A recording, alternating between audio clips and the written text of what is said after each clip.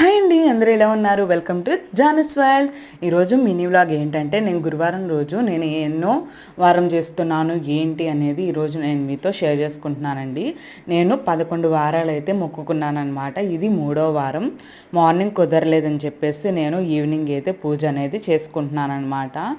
ఇంకా 3rd వారం నాకు కొంచెం స్పెషల్గా ఉండాలని చెప్పేసి ఇదంతా ఇలాగా అలంకరించుకున్నాను అనమాట.